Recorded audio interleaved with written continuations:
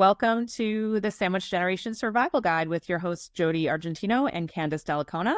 Hi, everyone. Hello.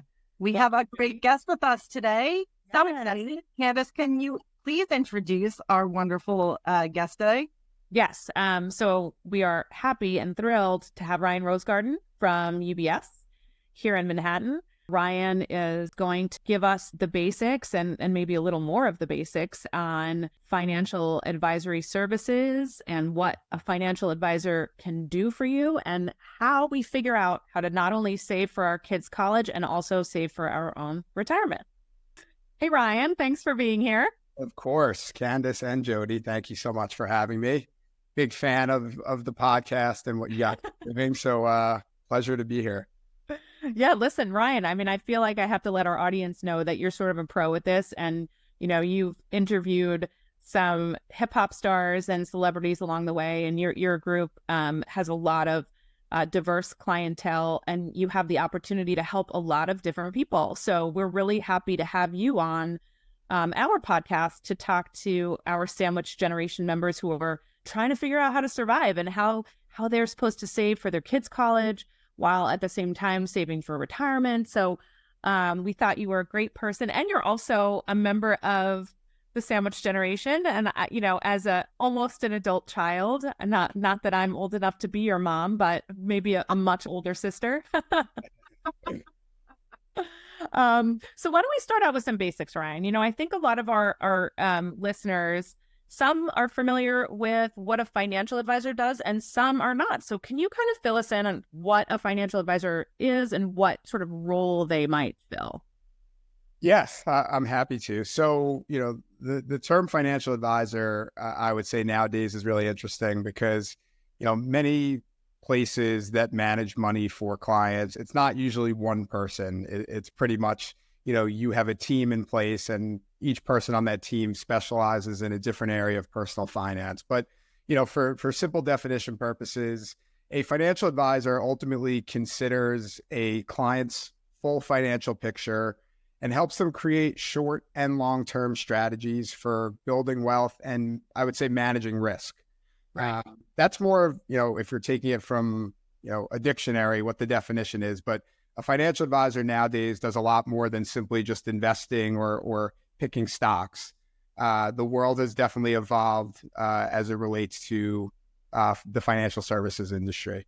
Yeah. And so, you know, for our listeners, when you're sort of at a point where, you know, maybe you've gotten your first job or you've been working for a number of years and you've begun to accumulate wealth, what sort of information do you have to have assembled in order to provide to your financial advisor so that they and their team can kind of help you strategize? Yeah, it's a great question. I would say, you know, the more the merrier when you're working with a financial advisor or a financial advisor team. Obviously, the more information and background that you can provide that person, the better we could do our job. Because if we know the ins and outs of you know, not only your full financial picture, but emotionally how you feel about money, you know, certain situations that you've been in the past that maybe, you know, rubbed off on you the right or wrong way. So I would say there's no checklist, so to speak. Yeah. Obviously some of the basics in terms of like, you know, if you do have investment accounts established or estate planning documents or, you know, past tax returns to just get a sense of what your income looks like. But I would say for the most part, it's more important to have an open conversation with somebody and then get a sense of, you know, what the important things that they want to address or have covered and then kind of back into it that way. Yeah. Well, I have a question.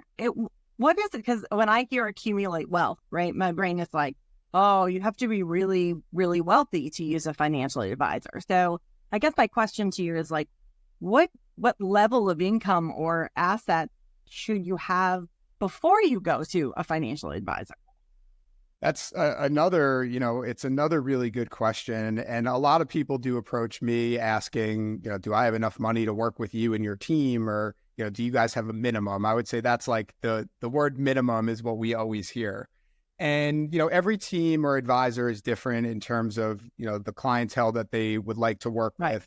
You know, the dollar amount doesn't always necessarily mean just because somebody doesn't have, a lot of money accumulated at the moment is why an advisor doesn't want to work with you.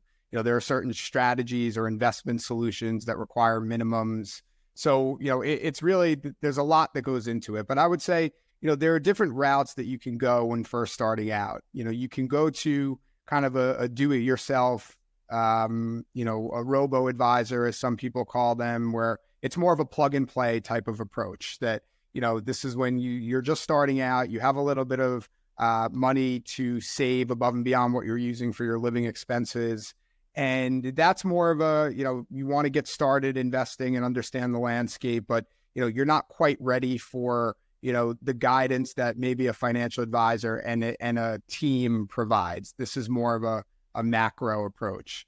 And then I would say once you start accumulating enough money where, one, it's getting in the way of your day-to-day, right? Like most people allocate responsibility to financial advisors and teams because they simply just don't have the bandwidth to do it themselves. And your life just gets more complex as you make more money. We're all too familiar, your expenses start to creep up and there are other factors that come into play. So that's when I typically see people transition to wanting to work with a financial advisor and a financial advisor team, is that they simply are just not willing to make the commitment to manage their money on a daily or weekly basis. And, they want to start taking on professional guidance. So to answer your question, I don't think there's a specific dollar amount where it makes sense. I think it's a culmination of factors. Obviously, as an advisor, you're not going to manage somebody's last $10,000 because, you have to account for everything else that comes into play. But it's more of a, you take a more personal approach, and depending on, where you're at that juncture. Yeah, no, that actually makes sense, Ryan. And something that you said really resonated with me and probably with Jodi in terms of our clients, right? The emotional piece related to money and how you feel about money and how much that can really factor into the advice that you're receiving from the advisor and how well they're listening to you so that they can provide that advice that you're looking for. Can you give us sort of an example of why an emotion or maybe your attitude towards money can play into how you guide someone? Sure. So, money is a tricky thing. And it's not only, money is tricky because everybody's interaction with it is different. Some people are raised or brought up, not really understanding the ins and outs of money. And it's not simply like spending it. It's, establishing a checking or a savings account or just simply managing a budget. Yeah. And some people historically don't have or haven't had an easy go with it, depending on their socioeconomic background or their upbringing. Money was not something that they, were really in tune with. So it's really important as advisors to listen, to ask the right questions and really, understand what makes a client tick, up at night. What are the things that are important as advisors for us to know on the emotional side? Sure. The actual money management, that's one piece. And I would say, understanding the emotions or how people feel about, investing or balancing a budget or, paying taxes or all these, variety of things. It's important as advisors to know how people feel about that. So, I would say the emotional piece is crucial because if you don't really understand, what the client's intentions are, what really makes them feel the way they do, like how could I really provide guidance and guide them? Totally. Because something like if someone grew up impoverished, right, and they've worked really hard to save every penny and now they have enough money to invest, they're going to be really risk averse, I would assume. Right. And that's sort of the thing we're talking about, how advice would sort of pair with background. For sure. I mean, it's background and, historically what a person's been through is going to help dictate, where they are now and where they see things going. And it's our job to, articulate in ways that is, speaking in plain English, creating recommendations that are actionable for people to, follow through with. And at the end of the day, I always say this as advisors, like the clients that we work with, it's their money at the end of the day. So, we can provide as much guidance or do everything that we can in our power to make somebody feel comfortable and confident in working with, with us or, more broadly with an advisor. But, a person's going to make the decisions that they feel most comfortable with at the end of the day. So for me, it's about providing the best guidance that I can or that my team can. So, that person feels like their best self with what they have accumulated and what's to come. I think Ryan, what you just said about making sure that they understand it too, because there's so much anxiety surrounding money, right? Because money can be love, money can be power, money can be something you've had a lot of and people have, used it to control you or not, or whatever the case is. So as an advisor and maybe as a lawyer too, I think what makes you a good one is being able to explain something and not having someone feel spoken down to. And, being able to really sort of translate what could be rife with all of this emotion and anxiety, right? Right. Yeah, I agree with you, Candace. We definitely have to do with that. And most of the things that people fight over, right, are their children or money. Yeah. And so, especially in your world, Jodi. Right. As a family law attorney. And so when I'm hearing this, I'm like, wow, it's really awesome that you actually are like, oh, well, it's not just about the dollar, right? It's about the person behind the dollar. And it's about really considering what that person's needs are and where they're coming from. That's like heartwarming because I'm sorry, but we don't think that when like someone says financial advisor, right? Like, well, I don't know that we think. There's your new motto, Ryan. He's the advisor with the heart. Exactly. I'm going to make t-shirts. So the one thing I will just chime in, Jodi, because you said something that was of interest to me is the person behind the money. And, in my view, how could you really make, and even as attorneys, like how can you really make recommendations or put forth your best effort with somebody if you don't understand the emotional side or how somebody is feeling about money? And I think a lot of the time that is overlooked as it relates to, either working with a financial advisor or an attorney or a CPA. It's, really understanding who that person is before you just make recommendations on, the money that they've worked so hard to earn, or, it's such an important piece. So I like that you did bring that up. Yeah. I mean, that's sort of like the heart of our topic too, right? We're talking about things that are important to us and how we save for them. So, as people who work for a living, one of my goals is to not work anymore one day. And likewise, I've built a family and I have 3 kids. I am, about to enter my 5th decade. Every time I say it, I want to have a panic attack. And, at the same time, I have, these 3 kids with big brains in their heads. And, as Ryan knows, the college thing has been sort of hovering over the Dellacona household for quite a while, as long as I've known him. And, I really think a lot of my peers, Ryan, are in a position of like, okay, we're hopefully going to retire in the next 10 or 15 years. And we also have to get these 2 people through college. So we want to hear from you as the advisor. We'll start with retirement. When do you start saving for retirement? Is there an age where you're like the year that you better get going? Sure. So I think, in my opinion, the sooner the better. Okay. Knowing that, and there's a few things you want to consider, but retirement at a young age, especially, is hard to think about, right? Knowing that you have decades before you're going to even be retiring, and I have more in front of me than I do behind me.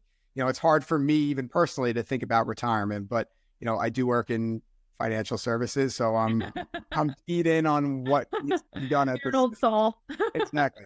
But I would say, the sooner the better. If you are in a position to, make contributions to a retirement plan and you have it available to you either through your employer, or if you're self-employed, you have the ability to set up a retirement plan, as a sole proprietor. I think it's really important that you do that.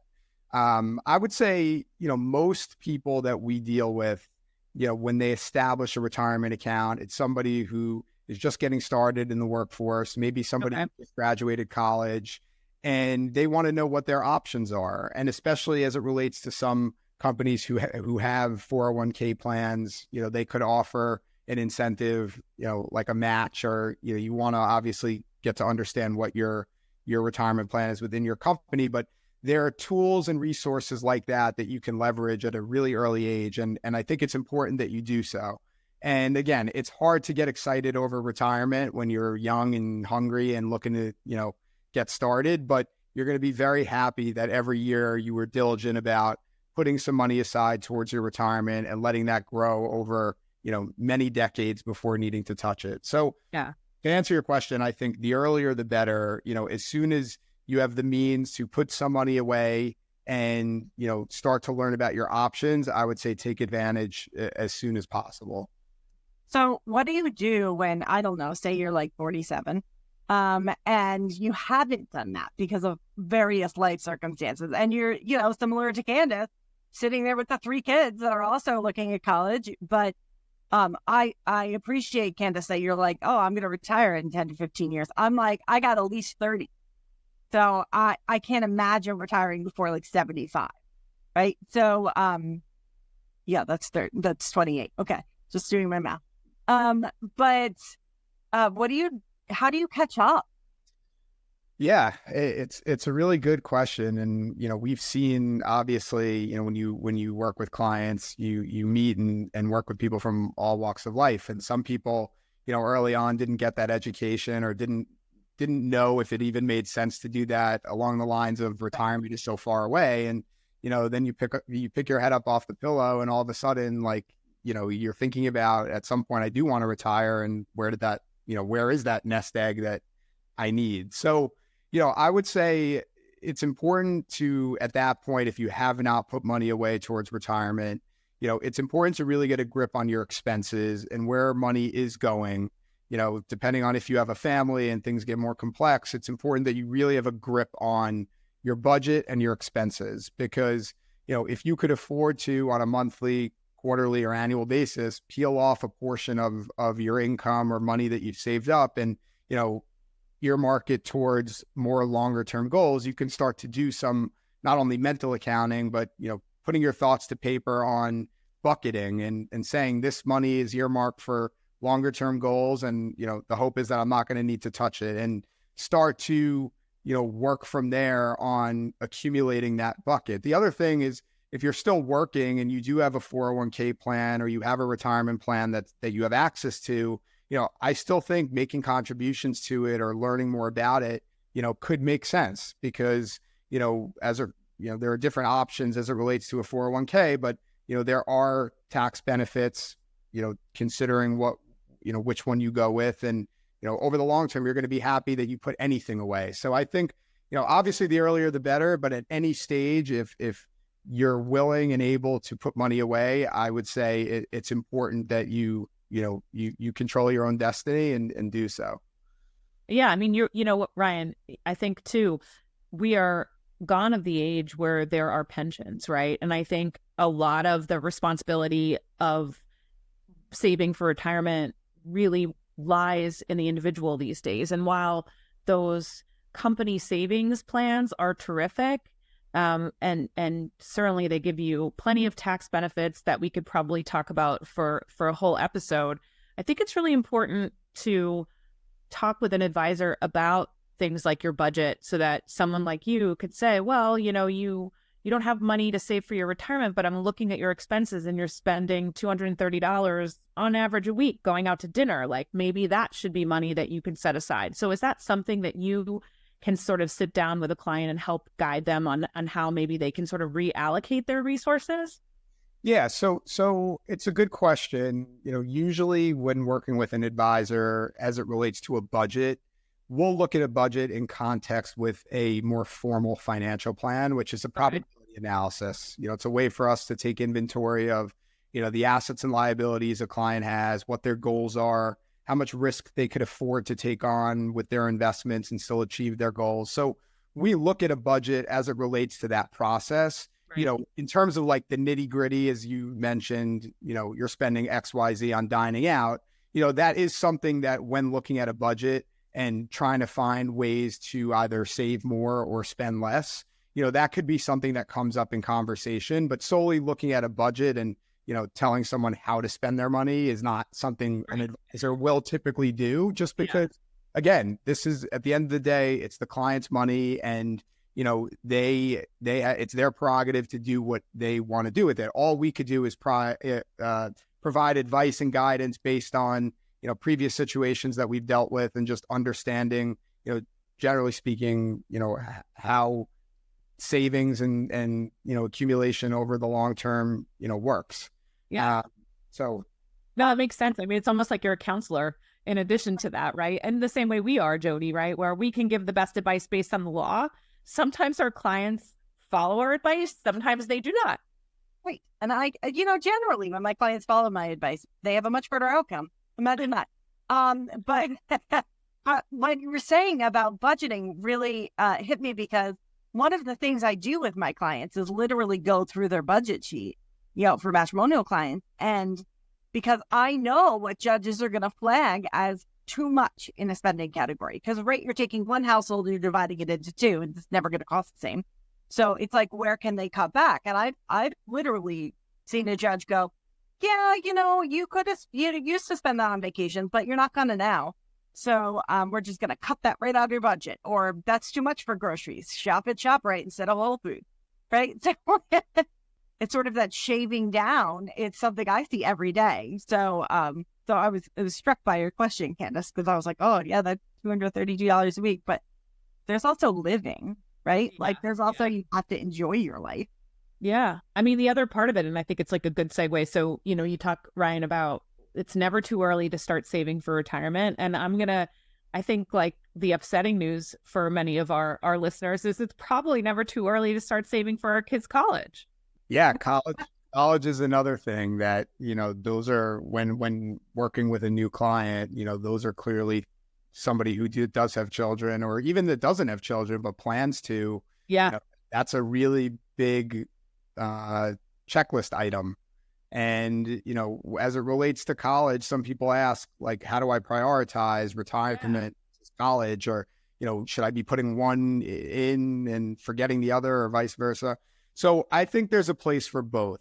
And oh, okay. That's good to know. Yeah, I think there is a place for both. I think, the challenge with providing guidance is, on a more macro level, is that everybody is different and everybody has their own specific set of circumstances. And it's important as an advisor to tailor your advice and guidance based on that person's situation. So, in some cases, maybe it doesn't make sense to contribute to what's known as a 529 plan, which is a college savings plan, because of somebody, based on somebody's net worth or based on somebody's overall objectives. In some cases, it does make sense. So I think there is a place for both. And again, similar mantra as if somebody, has children, as soon as they do, it's important to start thinking about saving for college. It's a long time away, or not only college, but private education. There are new rules that, a 529 could be used for. Yeah. So it's important, like out the gate is something that you want to, consult with a professional that you work with, or do your research, ask around in your community or your family or friends. Like, how did you, when you had a child or multiple, what were you doing? How did you send your, information is power. And I think, the stigma around money, just getting back to what we talked about, is, sometimes people are afraid to ask, or they're afraid to bring things up because it's a sensitive topic to others.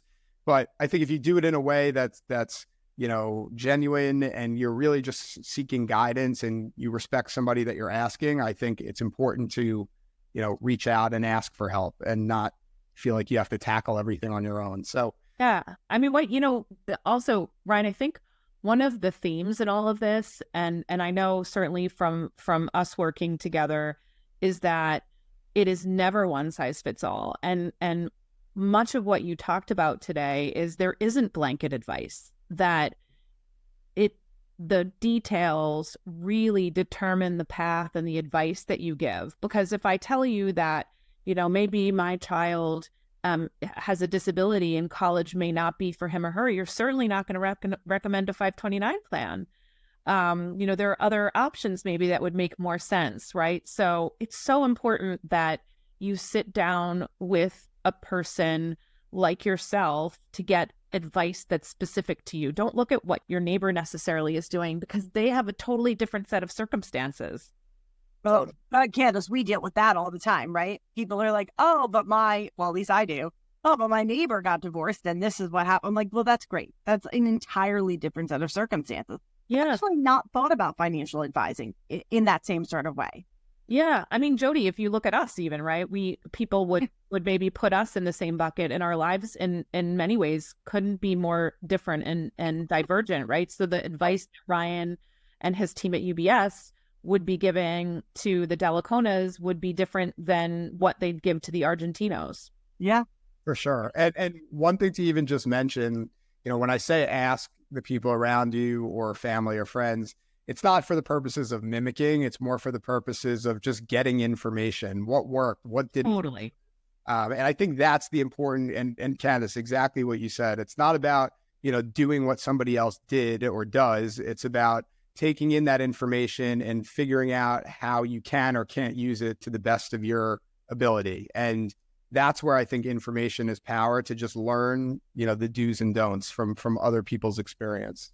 Yeah, I think that's really great advice, Ryan. And, as a member of the sandwich generation, but maybe you'd be like the bottom piece of bread for the visual, do you have any, Jodi, you're laughing at me, but I do think it makes sense. And, from your perspective, Ryan, like, you have this sort of, you're keyed into this demographic of people where younger people aren't thinking about retirement, aren't thinking about the faraway things, and you're in that generation and yet advising. So what's the best advice for your peers, for our listeners who are trying to get their adult children to either save or make the right decisions? Is there sort of like this universal advice that you could give as a member of the sandwich generation to any of our listeners here? Yeah. I love this question, because it is true. I'm amongst that generation, but I'm advising that generation. And Exactly. It's interesting, the juxtaposition of at least hearing sometimes when somebody makes money and, they really, I think this all ties back to the education. I think providing financial education and guidance from somebody like me at an early stage, I think is helpful and useful for somebody among my generation. And what I mean by that is, I think a lot of the younger generation, sees their parents, sees their grandparents and how they've navigated personal finances, and they kind of go, along for the ride and assume that's the right way to do it, or that's the way it should be done, because that's all they know. And Right. that's to nobody's fault, right? If you're surrounded, amongst a community that does something only one way, or you're going to probably follow suit. So, the advice that I would give is, try to find ways to educate yourself above and beyond just solely, looking at what the people around you do, because everybody's situation, and tying back to this again, is different. Yeah. And your goals and objectives, or what's important to you, may be different than what is important to your parents or your grandparents.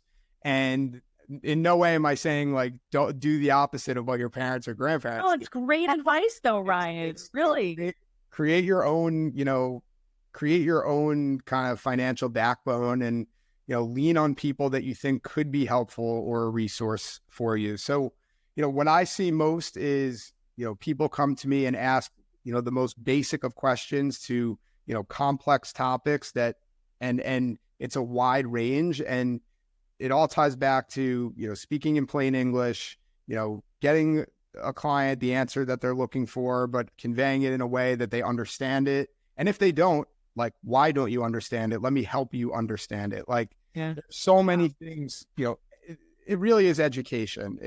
That's the difference, is, empowering people and educating people from a young age. So as they go through life and things change, like, they can make decisions on their own. And No, I love that though, Ryan. You're right. And just because your parents and grandparents did it may not be exactly right for you. So get that information. And we're so happy that you were able to join us today. I definitely learned a lot. What about you, Jodi? I absolutely did. I think we'll be talking offline, Ryan.